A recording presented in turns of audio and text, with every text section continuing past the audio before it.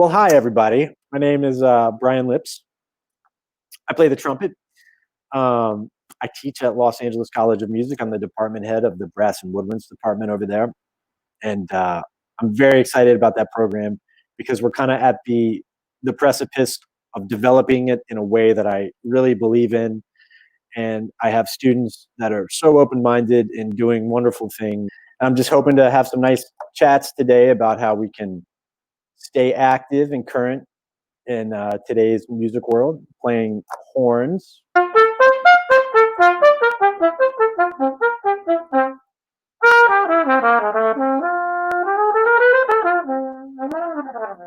Hope everybody is staying well. This has been such a struggle for so many ways, such a struggle. But I'm trying to look at the positive side of what's happening, and I can just speak for myself. It's been nice to be able to practice, really focus on some fundamentals when usually I'm on the road traveling and playing with other musicians, and you're just trying to find the 5 minutes you can find in a stairwell to keep your chops going. But it's been nice to try some new things here in the safety of quarantine. I know that sounds a little counterintuitive, but there's certain ways of playing or some strides I've wanted to make in my playing that when you're on a job, you can't really take the risks to move your amateur around or to try some new stuff. But in quarantine, you can really go down some new rabbit holes and allow yourself to sound a little worse for a second to maybe gain some long-term gains. So that's been a bit of a positive lining to this very challenging situation. I wonder if any of you out there are experiencing that. But just specifically, I was taught to play very naturally when I was growing up by my teachers, just following the air and trying to remain very, very relaxed with your muscles, and it was very helpful. But at a certain point, I started to suspect maybe I'm not using enough structure here. And so I always had the ability to make it through a gig, but there was another level of playing that I thought I might be missing out on because of some things that were wrong here. So instead of trying out a bunch of new techniques on the road or in the studio or places where you have a job to do and you can't really afford to get too experimental, quarantine has been really great for that. And other than just working the basics, it's fun to work the basics with a new perspective on how you want to play, try to correct some things that you think might be wrong.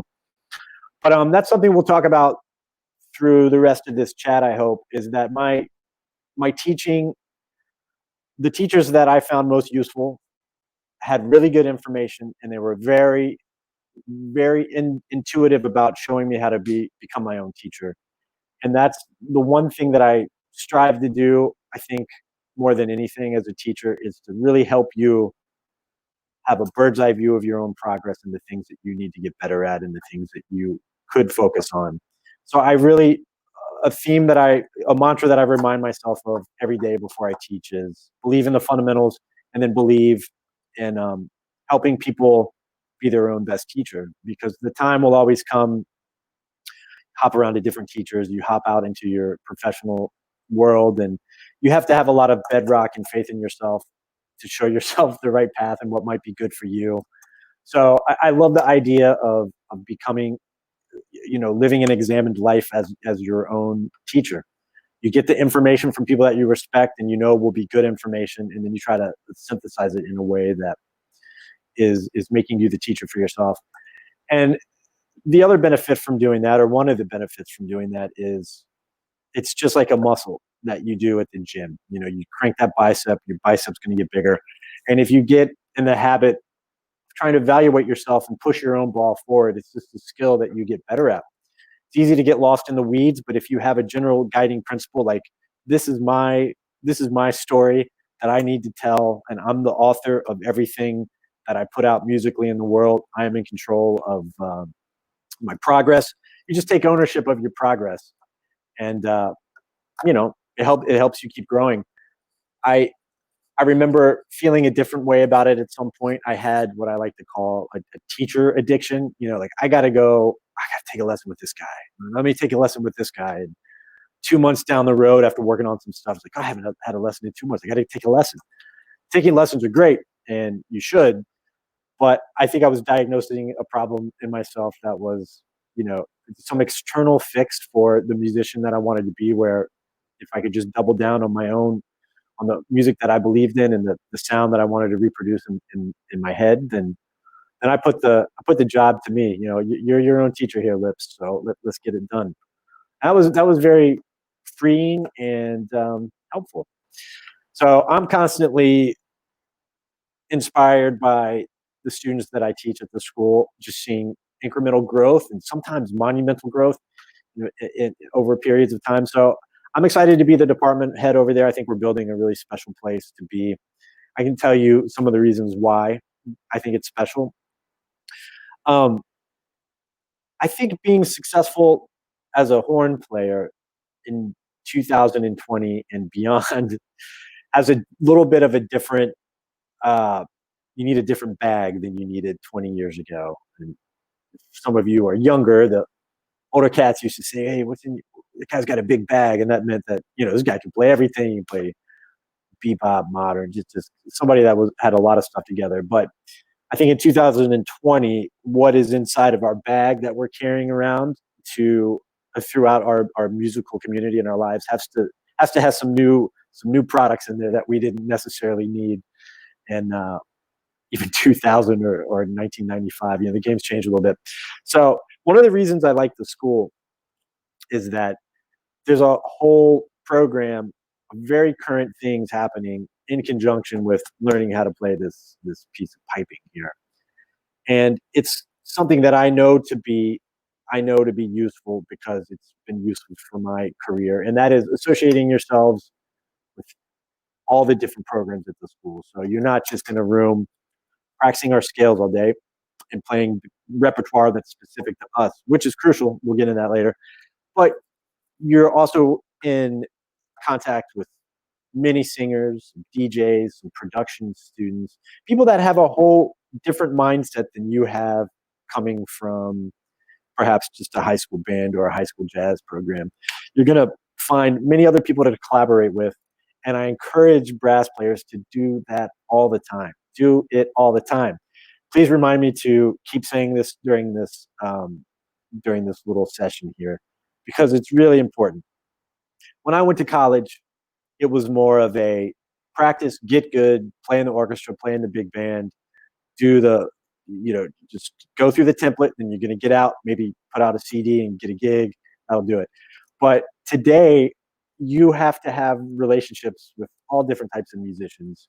And I feel like oftentimes brass players or horn players, we are so myopic, we're not seeing all these other opportunities that are in our peripheral. So by that, I mean, there might be a producer, or there might be a singer, or there might be a film composer that could really benefit from your perspective. Usually in these situations, horn players have a little bit more experience reading music, knowing about music, how it works, how chords move. And if you can start building relationships with songwriters and singers, this is just easily 50% more employment at the ready for you. And you also have so much music that you're aware of that you can put into these newer disciplines that will blow those people's minds, by the way. Most songwriters will sit around and with a guitar, and this is great. I mean, this is why there's great songs with great guitars. It's a thing that works with the voice. You bring a horn player into the equation with the amount of music that you know, and you try to find a creative way to interject it in there. This is such a beautiful thing. So I think being a musician in the modern time here is like a four-leaf clover. There's four kind of things that you got to do, and those are changing. But I'll tell you what I think they are at the moment. Oh, what artists, singers have you worked with? Oh, hi. Okay. Well, a lot of jazz singers when I was coming up through college that I don't think many people would be familiar with, but a lot of jazz singers. One of them comes to mind. Kurt Elling is one of my favorite jazz singers of the kind of current style of super creative jazz vocalist. It's beautiful artist, Kurt Elling. Not just a singer, but an artist.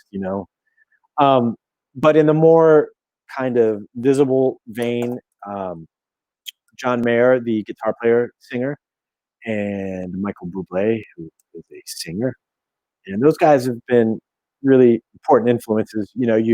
you soak things up in a way you don't realize you do. But those have been very, very influential to the way I think about not only music, but what is a music business, business, and opportunities for people to take something like this and put it into something current. So Michael Buble has is just a wonderful guy, an amazing talent. You if you hear him on the record, you get a sense of how good he is, but in person, you really get a sense of it, and just the way he can sing in that old style, but yet with a kind of a new drive. It's really amazing. He's to my ear the best of what's being done in that kind of tradition of Sinatra. And I've been fortunate enough to be on a lot of recordings with him in the studio and do some writing with him as well. Yeah, I co-wrote one of his songs, and that was another reason that I preach like the gospel. Do not just blow air into this thing and call it a day. Blow air into this and do it well, but use your open mind to find out other things to do with music. We'll talk about that as part of my four leaf clover theory. But so those are some of the people I've worked with. My true love and what got me into this, which might be some of yours as well, is is jazz. You know, I grew up and started to love Miles Davis, Clifford Brown, and Donald Byrd were some of my favorites. Clark Terry. So my love, those are my nutrients and my meat and potatoes. I love it. I love making creative music with other musicians. You know, jazz, for lack of a, we'll just call it jazz. It's really should be called Black American music. But really, what isn't Black American music? You know, it's everything kind of that we study in the modern American music system. But that's where all the nutrients are found, in my humble opinion. So at LACM, I like to start most of my horn players. If you're not already there, we do a deep dive into bebop and all sorts of improvised music, because that's where you learn the fundamentals. That's where you learn how music works. I teach bebop a lot in the beginning stages, because bebop, aside from being its own magnificent art form with humanity and inventiveness and creativeness and sophistication and intellect, aside from what a ball of density of goodness bebop is, it really teaches us how music works. You know, by music works, I mean it teaches us voice leading, how to get from a third to another note in the chord. It doesn't just teach you what to play on one chord up and down, which a lot of people will start like play this scale with this chord, which is fine and that's good. But bebop teaches you how to play from one chord into the other and then into the next and out of that one and into the next one. So you're weaving these beautiful, sophisticated, musical, creative lines through a structure that has a lot of integrity. So if you can get a hold of the basics of bebop, you're really learning how music works. And then after that, the sky is the limit. So I kind of came up doing that and loving that. Um, Jazz or improvised music is also so wonderful because it expresses emotions that words cannot. And as I do concentrate on writing songs with words, but boy, oh boy, you know, it's so nice to be able to express yourself without the talk box, you know. So there's a whole lot of stuff in here that needs to come out. Maybe you don't know the words for it. Maybe there isn't even a word for it. There's a whole nother emotional vocabulary that is what creative improvised music is all about. And I am addicted to that part of it, and try to get my students to love that part of it as well, if you don't already. Um, so I'm getting some questions up here. What do we got here? Yes. What are some of your favorite classes offered at the Brass and Woodwinds program? Great question. I'll talk a little bit about the way I visualize the program. So, one of your two of your greatest attributes as a horn player or a musician is fundamentals and then an open mind. So, it's really, really important to have an open mind. And this is part of the self-teaching thing. And that what that means is there's a music inside here that is yours and it's yours uniquely. And the more you can drill down on that and try to discover what that unique thing is that you like or that you do, then that should be a primary part of your focus. On the other side of that coin, just to make this a binary thing, is fundamentals. And the stronger this bedrock is of fundamentals, i.e., learning how music works, bebop. Fundamentals is also, being able to successfully play the instrument that you want to play. The stronger those fundamentals are, the the more open and free that your mind can be, and the more you can concentrate on something that you find is truly unique in yourself. So I'd like to start in the beginning part of our curriculum. We do a deep dive into some of the greatest musicians in our kind of diaspora of Black improvised music. We do the beboppers. We study how their harmony moves. We study how to play it. We do the scales. We do the arpeggios. We just do building blocks, building blocks, building blocks. And on top of all of that, and why we're doing that, I really encourage you to figure out what's ringing your bell. And what rings your bell is what you listen to. And sometimes you need exposure to find new things to listen to. But if you want to transcribe a piece of music that is really, really meaning something to you, you may not know what it means, but the fact that you're drawn to it like a magnet is very important. And that teaches you about something in here that it's ringing a bell in there it's somebody else's bell ringing your unique bell, and you need to pay attention to that and follow that to where it goes, because it might take you somewhere inside yourself or to a music that's very unique to yourself. So I like to do a lot of fundamental stuff. The irony of it is the more fundamentals you do, it also builds up a muscle that allows you to be creative as well. So just to circle back to this quarantine thing, I've been doing a lot of fundamentals because sometimes when your creative mind is challenged, you can just reset, just go to the gym, bust the basics, do your scales, do the fundamentals, and you can add the other stuff on top. So some of my favorite classes at LACM are Brass and Woodwinds fundamentals, where that's what we do, fundamentals.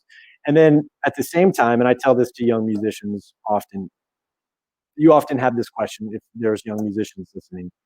I love fill in the blank. Chris Potter, I love Thundercat, whatever you're into today that is on the radio or really blowing your mind, and you don't know much about Charlie Parker. The good news is I am not going to tell you to not do, you got to do the Charlie Parker first and you got to do that. I think in my hope is that you'd get very hip with Charlie Parker and then you start to establish yourself with some of the more current stuff. But at this time, you got to do it both. You got to do them both at the same time. So I never discourage you following the music that you're into today just to bust you down to some fundamental stuff.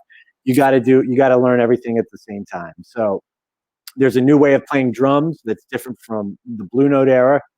You got to accept that and deal with it today when you wake up. You also got to deal with the way, Lex Humphreys, Philly Joe Jones were playing the drums too, if you want a better shot at dealing with what's going on today.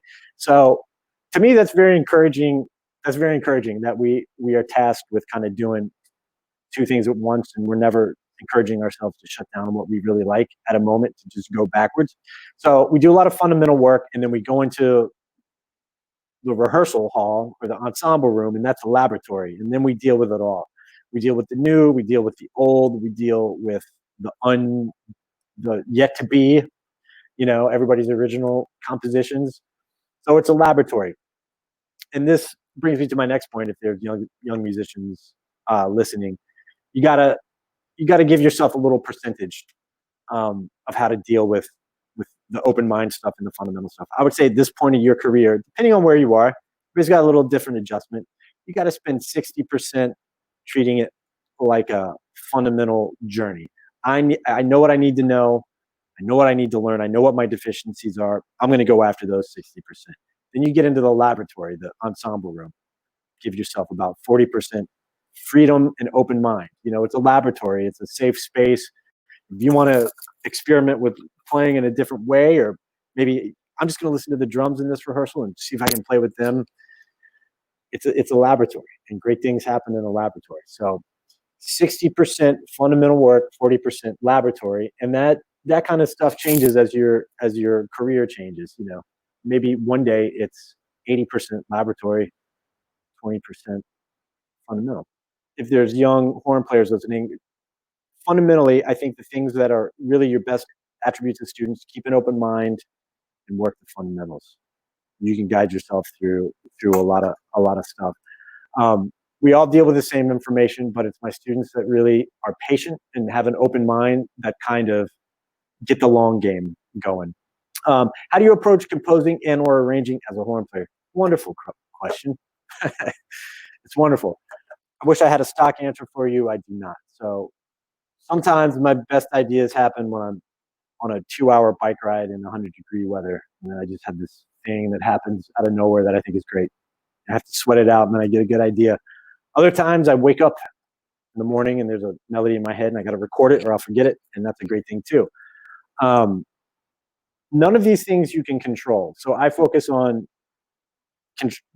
being focusing on the things that I can't control. Uh, first, first thing about composing, you got to do it every day, because the stronger you build that muscle of composing, the more likelihood of you driving your car one day to the grocery store and a great idea pops in your head, the better the likelihood of you being able to deal with that idea and get it out. If you're a person that is just kind of riding the crest of motivation and inspiration, then you're going to have some dark days, and you're just at the mercy of when you have a good idea. And in the professional world, sometimes you need to have a good idea by tomorrow, and that's when the skill of writing every day really happens.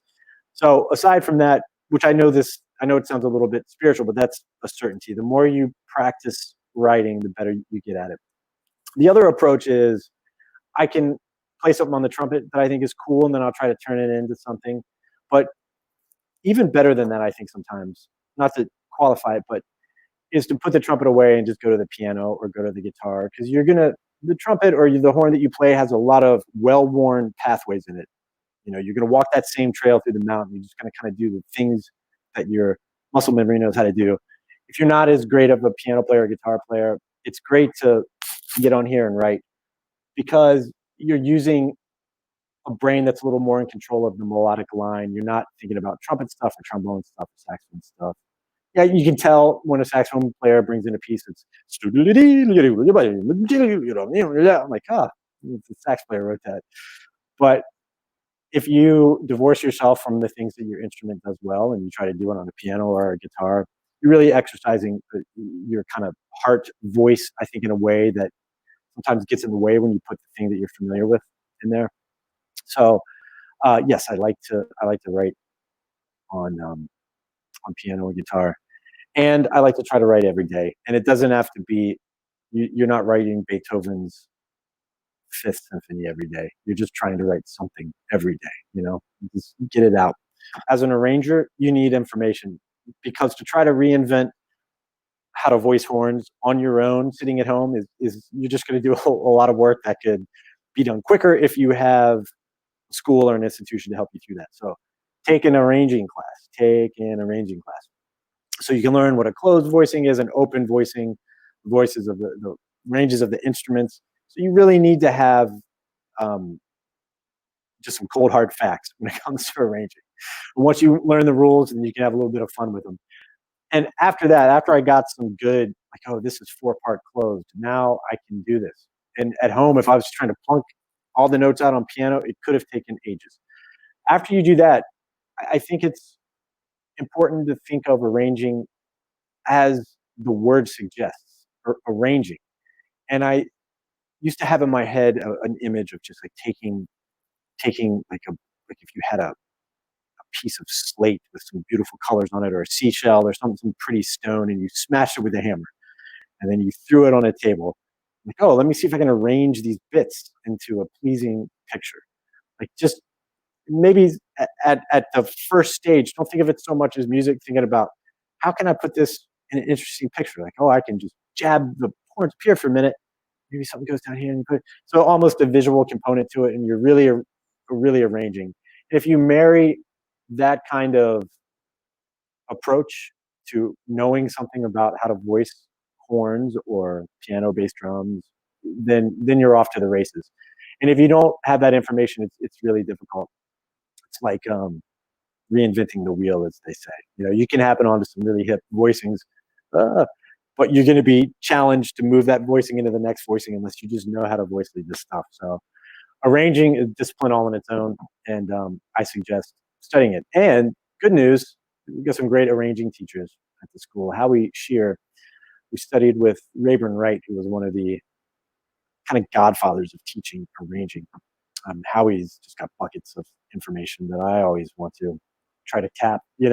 So studying arranging with a good arranging teacher is probably the first piece of advice for that, because it's a big lift. Arranging, it ain't child's play. I mean, first and foremost, with this thing that we're attempting to do as horn players, is you need to have you need to be at the height of your ability for whatever that means. So the fundamental part of it, you need to learn a lot of um, how to play this. Part of the fundamental is knowing material, like what songs should I know when I go out and try to play with people. And the other part is you got to get out there and do it. And for a lot of students, that's scary. I remember when I was in college and I moved to New York, it was like I had to kick myself to go out to these jam sessions just because it's terrifying, right? A city like New York, and go out there and just get carved into tiny bits by these just unbelievable musicians. But all of that is a learning experience. And so if you're at a certain level and you know some repertoire, you know these tunes, you start going out, push yourself, go out there. Some students don't need help doing that. They're like, get me out, coach, put me in. A lot of students do. So you have to challenge yourself to go out and find people and just make music with them. Sometimes they're strangers at a jam session and you try to hold your own. Other times this is one thing I love about the current generation is people are making music without permission, with their friends. Like nobody's waiting for a record deal to put out music. They're getting together with their buddies and they're coming together with creative ideas and putting them down. And I love it. I love it. So to me, that's a great place to start. I suggest trying to make music with people as soon as possible, at whatever level you're at, with your friends, with your colleagues. If you're in a concert band or a jazz band and you have some buddies that like to kind of do stuff, hey, can we stay after school back when you were going to school and let's get in a room, see if we can, oh man, what does it sound? We just play this chord for a minute and then you just find some stuff. So just get used to collaborating and playing with people.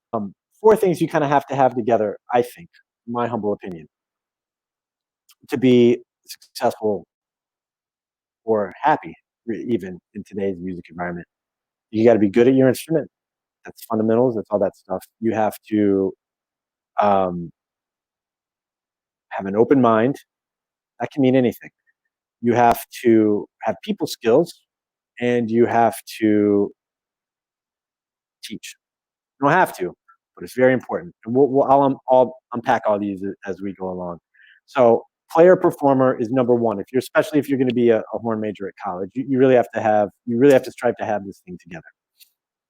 That's why you're there, at least, right? You're getting your trumpet degree or your trombone degree somewhere. Get really good at this.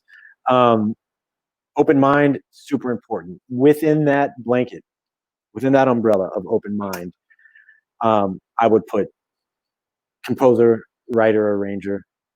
Imagine, just your imagination, what music can I write? And put your write and compose as much as you can and put your name on it. And that's the thing where you're collaborating with songwriters, doing all this kind of thing. You are just in the game, not only as this, but as a collaborator to making music. So is whatever is in your open mind, things that you think that you can do, explore those things. There's nobody saying no anymore in the music industry. Nobody's saying you're not a songwriter because you play the saxophone. It's never been said, probably, and it's definitely not being said now. So, whatever is your crazy idea about what music could, should, or can be, that's a very, very important leg to your chair. So, chair's got four legs. Performing, the open mind part, writing, composing, collaborating, it's just as important as the other stuff. Teaching, I'll get into that in just a second. And people skills. So people skills are very important. Maybe that's not the right word for them, but this is why I love college as opposed to YouTube videos. So there's a lot of information on YouTube videos. I love it. If I had YouTube videos in my day, I would be a better guitar player, piano player. Just somebody could have showed me something on there that would have unlocked the thing, and it would have been great. At the same time, that's kind of this sort of surface information. And what college will give to you that you will not get online is how to work in an ensemble, how to meet people, how to be held accountable to those people that you're working with and to show up for them and they show up for you, how to express, well, this isn't how I heard my music. Let's try it this way, how to use your voice, how to assert your musical voice with other people.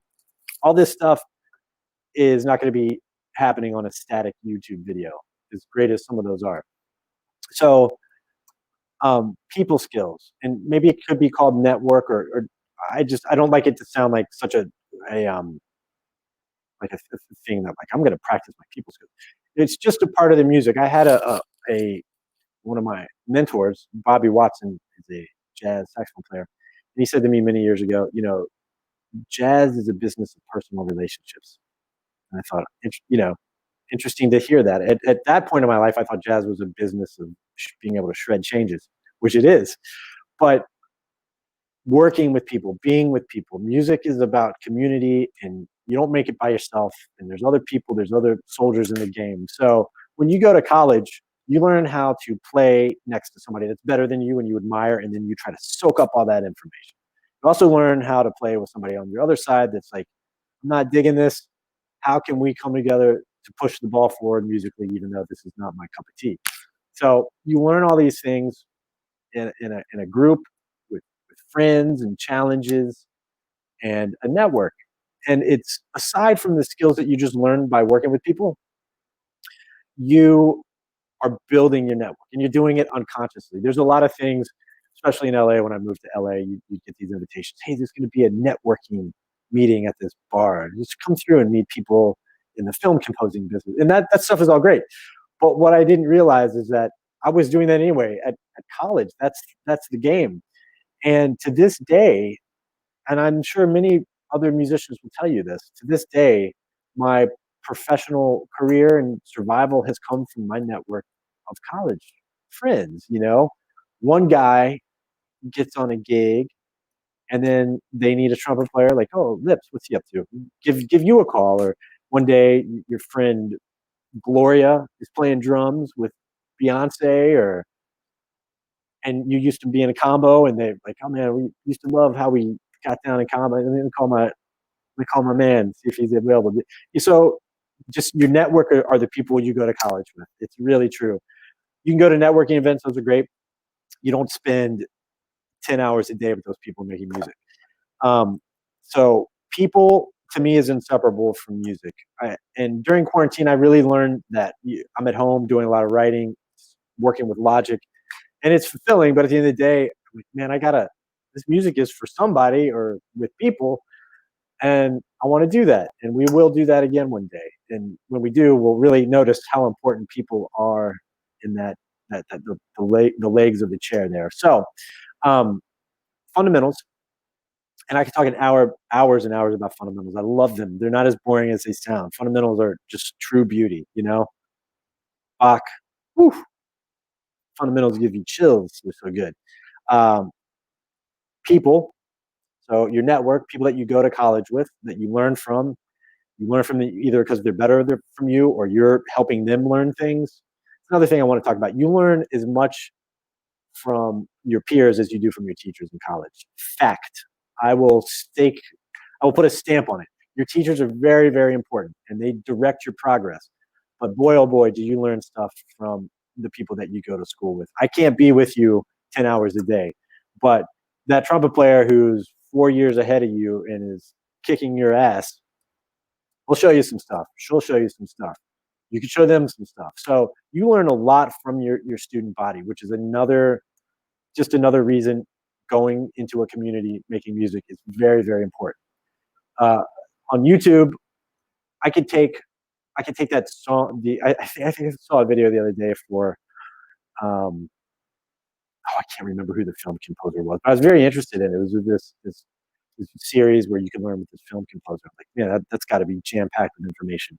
But how hip would that be to have that same thing with a class of 10 other people that were just as hungry and you could see where they went wrong and where you went wrong, and then you could call, hey man, what's up with this? You remember what he was talking about today? How do you do that? And they might know something you don't know. So community is important on so many levels. It's important on a learning level and then on a working level when you get out of college. So we have fundamentals, people, then we have the open mind part, and this is another part where it really flourishes in college. So I'm just to say, get out of a big band rehearsal, and there was a songwriter I'd heard at a recital the other day. Hey, hey, man, I'm really loving some of your material. Would you ever want to get in a room and just try to work on some stuff? I'm bring my saxophone. We'll see what happens. And I had this idea for this song. Let's just get together. No songwriter or producer in the world is going to say no when they see your bright shiny saxophone. They love it. It's the best. So leaving big band and playing the greats, the Duke Ellingtons, the this that, building those nutrients, and walking across the hall and sitting in a room with a DJ. There might be some struggles here and there, but boy, what if you came up with something amazing? And what if you as a horn player are in that ball game? So open mind, and that's also writing and composing and dreaming, all that stuff. Open mind. The fourth one I have, and it's debatable. All these are debatable, but it's teaching. So there used to be a time, certainly when I was coming up, and way before that, where teaching was thought of as sort of an ancillary part of making music. You know, there was a saying actually: "Those that can do and those that cannot teach." Well, that is so out the window right now; it's unbelievable. And I will illustrate this to you um, by saying that I don't know, arguably one of the most influential fundamental jazz pianists of our time, Herbie Hancock, is teaching. So, you know, he teaches at a place called the Herbie Hancock Institute. Will go down and works with the students, does all this. There was a day when that never would have happened. Well, that's happening today. So it is with Wayne Shorter. He teaches there as well.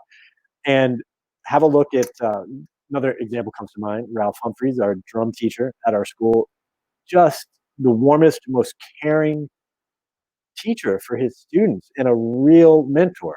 Ralph is also just a top call A level famous drummer, right? And so, but he has made it a part of his musical canon to nurture young drummers. It's just a part of what the thing is today. So I think in order to really learn music and to show it to people, you got to go on a journey of understanding it yourself. So the better effective teacher you are, is the more effective player you can also be.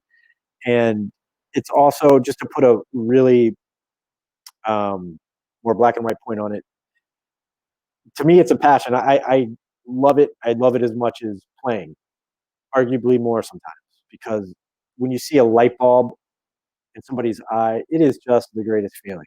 And that light bulb could come from something you said or from something another student in the class said. But when you see somebody take one step forward, that is a breakthrough. It is so good. It is so good. And you should all have that feeling available to you. So teaching is a very spiritual thing to do. I think you've got to give it back to the music. You got to help people out. It's also in the modern world of survival. It's part of your survival. I don't know any great musician that doesn't teach. I just don't. I do not. Sonny Rollins maybe, but we don't know why. The reason maybe he does. I do not know. But Chris Potter, you name the superstar, man. They're teaching. So teaching. So let's review the four legs of my chair again: fundamentals, performance, proficiency on your main instrument. Leg of the chair. Uh, people skills. Network. That's the other leg. Open mind, writing, composing. Fill in the blank with the thing that's most important to you. It could be like, you know, yoga trumpet sounds. I don't know what it is, but use that open mind to find something. There's new ground out there, and unless you're open, you won't find it. Um, and teaching. So I want you to think about those. And an interesting thing to say about those four things is that you'll notice they're all related to each other. So none of these, you take one of the legs away, the chair kind of topples over. And they're not mutually exclusive. Sometimes you'll spend a little more energy here, there, or anywhere. And this is one of to go back to something I said about being your own best teacher. There's times, and this is could be if anybody's listening that's in college. This was good advice for me.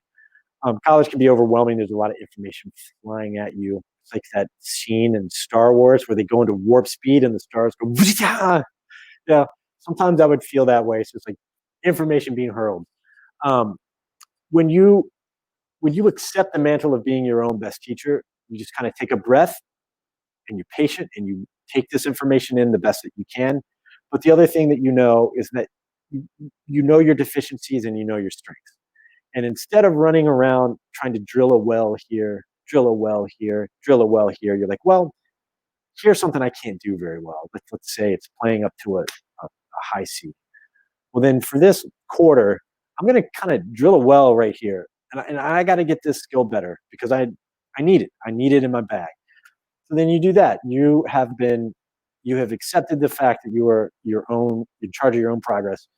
See if I can get that together. By quarter four, maybe you feel comfortable about it. Then that well can move to another. It's like, oh, here's a deficiency. I'm not very good um, with my horn voicing. So let's just do this. Let's give this arranging class all I got. Let's see if we can get this together. And as you correct for your deficiencies, and the more developed you get as an artist or a player, you're going to learn what deficiencies are really important. And the opposite of your deficiency is a strength. So there might be like I can't really play a double C. I cannot play a double C. I can squeak it out, and if you put a mic on it and DB boost it to the high heavens, you could hear it. But I learned pretty early on that screaming a double C was not going to be my on my business card. Give me a call sometime if you need a very quiet double C.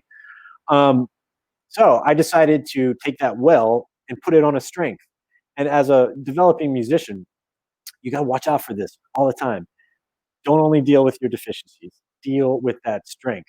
If you're a saxophone player and there's something you see you're bad at playing changes, but you got this beautiful sound, man, put that drill right on that sound and go deep. Drill it in, drill it down there. There's something unique about the things that you can already do naturally well. That's what some would call your gifts. You cannot ignore your gifts. They'll always be there for you, and you got to pay attention to them. Um, but just know that you only have a certain amount of drills that you can go dig any given quarter in college. So you got to be mindful of those. So to put it kind of clearly, put one drill on something you know you need to get better at. Take that other drill and put it on things that you know you're good at, and focus on the good. Keep building that. That's a message we learn from great jazz musicians, Black American musicians. We learn how to be ourselves. You know, if you walked into a so I've told, I was not around, but if you walked into a jam session at the height of Sonny Rollins and you sounded like Sonny Rollins, which is a feat in itself to be able to do, it's kind of lame. It's like, I mean, who's this guy? Who's trying to sound like Sonny Rollins? You got to be you at some point in this game. So I love that message in the music. You know, if you have your fundamentals down and you can hang in a section and you can do all this, but you hold a belief that you have something you can do well, drill that well on that thing. Without it, we wouldn't have a Bill Evans. We would not have Chet Baker just tried to sound like Dizzy. We would not have a Chet. You know, there's a time in your development when you need to study Dizzy, and if you can do Dizzy, then you're John Faddis, and that's awesome. Then you dig that well. But there's certain things that we do well as a musician, and never put those on a back burner. You know, we get really gunned up on correcting for our deficiencies in college, and we should, but don't put that thing on the back burner that you're really good at. We had a master class. I'll tell you a quick story. We had a master class 2 months ago with one of my favorite saxophone players of all time, just a living master of a younger generation, Walter Smith. And Walter's a brilliant musician. His music is challenging and sophisticated and lovely. And a lot of my students are into his music, so I thought it'd be great to have him come to a master class. And so he was listening to some of our players, and one of our saxophone players played a tune for him, did all the stuff, sounded great, hit some of the changes, did all this stuff. And Walter said, "What? Okay, if you were listening back to that, is there anything in there that you thought was unique about your thing?" So he was hitting the changes in a way that we could all hit the changes maybe, which is important to do. But there was this one little detail. Every time he'd go to the sixth chord, he'd take this note, ba da ba da, and you kind of fall in to the third of the sixth chord. And it was very stylistic. And it was like, that's unique. That is a part of your voice. So notice it and use it. Singers know this so well. You listen to a Ella Fitzgerald or a Shirley Horn. You listen to Shirley Horn sing the first line of "Spring is Here," which is "Spring is here," a jazz standard. Shirley Horn take up the mic and go, "Spring is here," right? So that's the unique part of her voice. And as improvising, a unique part of her voice, there are many. But as improvising musicians, we need to understand the importance of those personal gestures. Um, Clifford Brown had this amazing articulation. Stanley Turrentine has this beautiful vibrato on the tenor saxophone that another person doesn't have.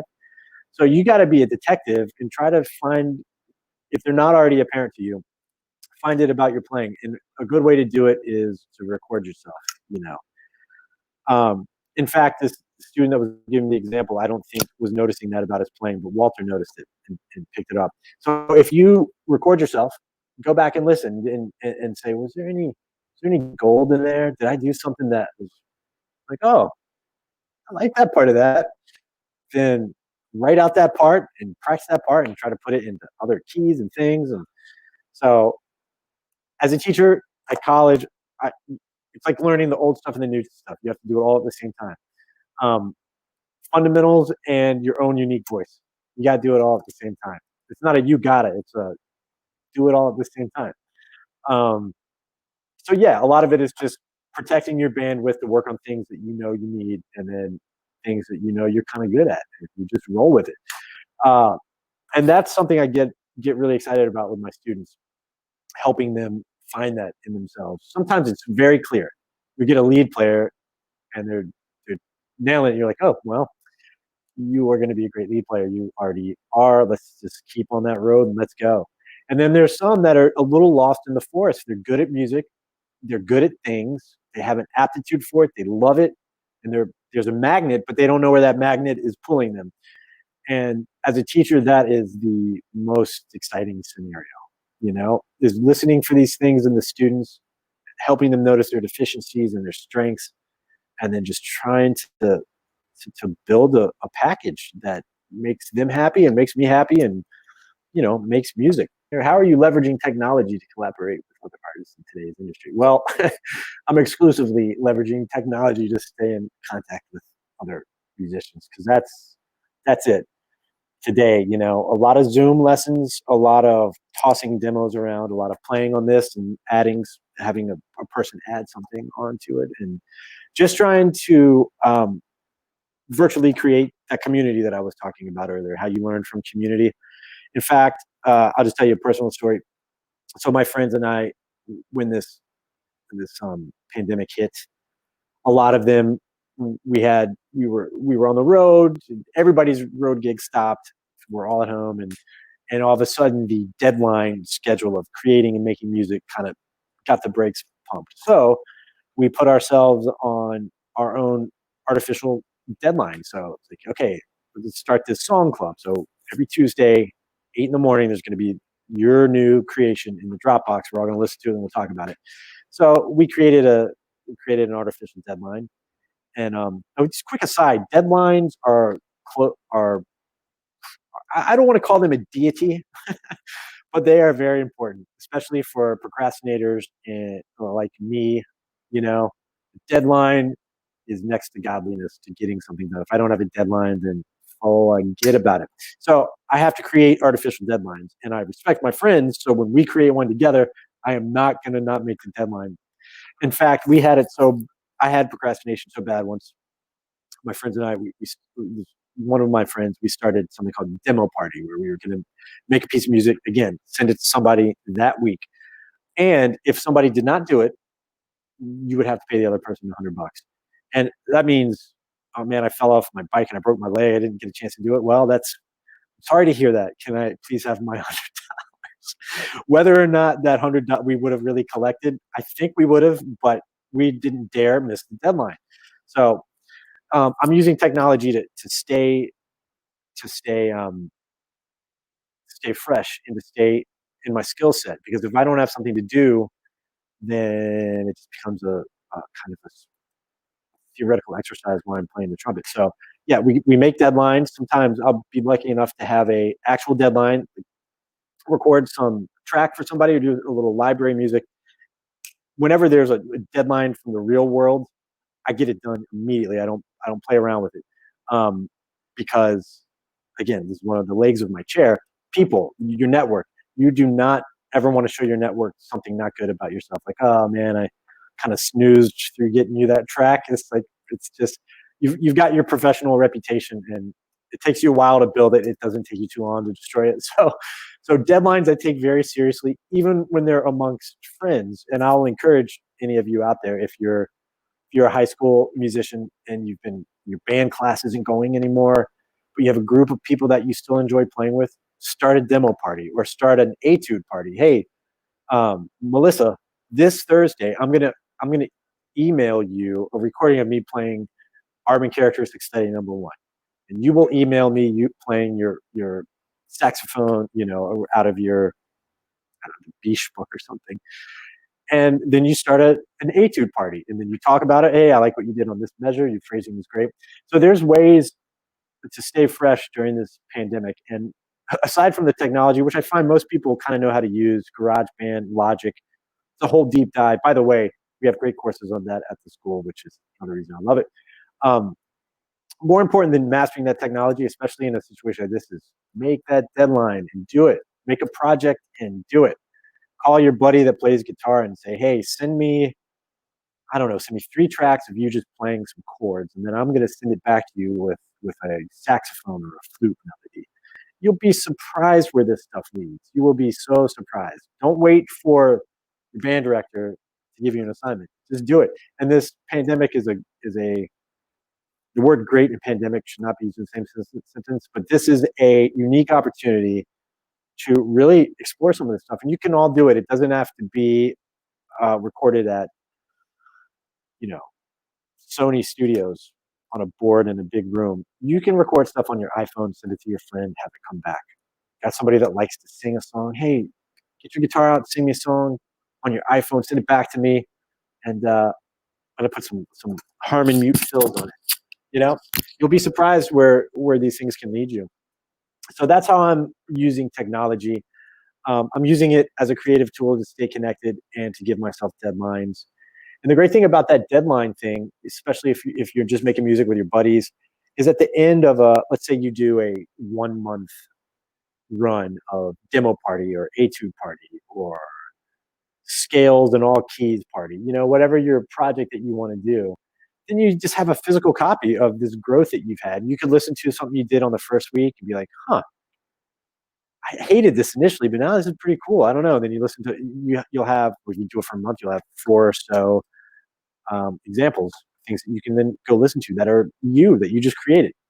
So that's a fun thing. I'd encourage you all to do that. Fun might not be the exact name, but more important than fun, everybody that is a musician, is satisfaction. Because we all know that waking up and doing this every day, sometimes it ain't all fun. But satisfaction is a lot more. It's a lot more fun than fun. Satisfaction is more fun than fun. So there's been some, I don't have to explain to you. You had a hard practice session, things didn't go your way, but when you see the gains down the road and you do this, that's great. Fun is there too, believe you me. Playing gigs, you're having fun, that's great. But satisfaction, my point is, it doesn't always have to be a good time for you to really have a good time at the end of it. So think about these projects that you can make out of the blue for yourself. Do them. I can kind of wrap it up. We got one more question. What is it like going from playing in an ensemble to leading and directing an ensemble? In order to do it successfully, I think you have to have a lot of experience in the ensemble. And so when I do big band rehearsals, I'll often invite somebody that's playing, let's say, fourth trumpet or second tenor or first trumpet, whatever. If we're in the middle of a rehearsal, in order to demonstrate how integral they are to the community project, you get in an ensemble like that. Sometimes if you're playing third trumpet, you're like, okay, this is a, come up to the front of the band, stand where I am standing, and listen to this organism comprised of people with sounds and spirits and personalities. Listen to the final project coming out to you. It's like Technicolor. And when you stand in front of that big band in close proximity, you got your rhythm section here, you got all your horns here, and they're facing you. You got one ear on this side and one ear. It's like a cinematic dreamscape. And you see firsthand how important your voice is to that organism. Because if you're in the front of the band and that third trumpet is playing a C sharp and their slide is not out, like mine wasn't right then, you hear how sharp it is. You pull it out that 1 inch to make that chord just ring a little harder. You hear it like black and white when you're in front of an ensemble. And sometimes when you're buried in that organism, you don't have a sense of how important you are. You're surrounded again by the trees in the forest and you're just another branch. It's not that way. If you come up, you hear how important each individual voice is to this community project. So I invite people in the band to do that all the time. Hey, especially if it ain't happening. Hey, come up here for a minute. Take it, people. You hear it. It's great. You hear these little adjustments. You hear when somebody's taking it seriously. You hear when somebody's not putting intention behind their parts. It's so vivid. So I encourage young players in high school to lobby their band directors to let them come up, stand beside them during a run through or a rehearsal, and listen to the thing that you are a part of. Listen to the thing that you are a part of. You're very important. You're important in that. The the piece that we create is more beautiful than if we're all separate within there. And so a lot of times having somebody come up and listen to it, it just tunes them up. It tunes them up to how important they are and that they matter and the vibe that they bring matters. You notice this about a big band too. Like some days there'll be somebody absent. Like, okay, 4 trombone players, one is absent. It changes the air in the room. It changes the vibe. It changes the dynamic. It's a different day. It's a different feeling. Everybody's vibe and personality that they bring into that organism really, really matters. It's part of the DNA.